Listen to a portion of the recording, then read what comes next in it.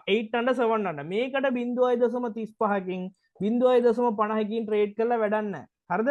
ඒක දැන් ඇත්තටම මේකේ ප්‍රොෆිට් පේ අවුට් එක අඩුයිනේ. මේකේ රිස්ක් එක අඩු හින්දා ඔයාලට පුළුවන් ඩොලර් දෙකක් මේකට ට්‍රේඩ් එකට දාන්න. ඩොලර් දෙකක් ට්‍රේඩ් එකට දාන්න. ඩොලර් 1.5ක් වගේ ට්‍රේඩ් එකට දාන්න. මෙන්න මේ විදිහට පොඩි ගාණක් දැනෙන්න ගාණක් ට්‍රේඩ් කරලා ට්‍රේඩ් එකක් හෝ දෙකක් අරගෙන අයින් වෙන්න පුළුවන්. ඒතකොට 1 to 1 ගෙවන ඒවා රිස්ක් එකක් තියෙන ඒවා 0.50ක් දැම්මොත් ඔයාලට 0.50ක්ම හම්බ වෙනවා.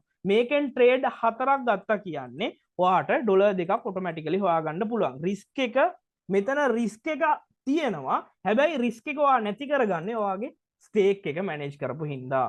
හරිද? ඔයා 0.50කින් ට්‍රේඩ් හරියට 4ක් ගන්න පුළුවන් නම් ඔයාට ඩොලර් දෙකක් හොයාගන්න පුළුවන්. දැන් ඩොලර් 20ක් ඉන්වෙස්ට් කරපු එක්කෙනාට දවසට 2යි හොයන්න පුළුවන්. ඩොලර් 50ක් ඉන්වෙස්ට් කරපු එක්කෙනාට දවසට 5යි හොයන්න පුළුවන්. ඩොලර් 100ක් ඉන්වෙස්ට් කරපු එක්කෙනාට ඩොලර් 10යි හොයන්න පුළුවන්. මේක ලිමිට් එක. හරිද?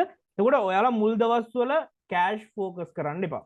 හරිද? මුල් දවස්වල කොහොමත්ම ප්‍රොෆිට් ෆෝකස් කරන්න එපා. ඔයාලා රියල් මාකට් එකට හුරු වෙන්න ඕනේ. රියල් මාකට් එකේ චැලෙන්ජ් එක බාර ගන්න ඕනේ. ලොස් එකක් වුණොත් රිකවරි කරන දේ රිකවරි කරගන්න කොහොමද කියන එක අයිඩෙන්ටිෆයි කරගන්න ඕනේ. ලොස් ප්‍රොෆිට් වලින් ඔයා ට්‍රේඩ් කරන්න ඕනේ.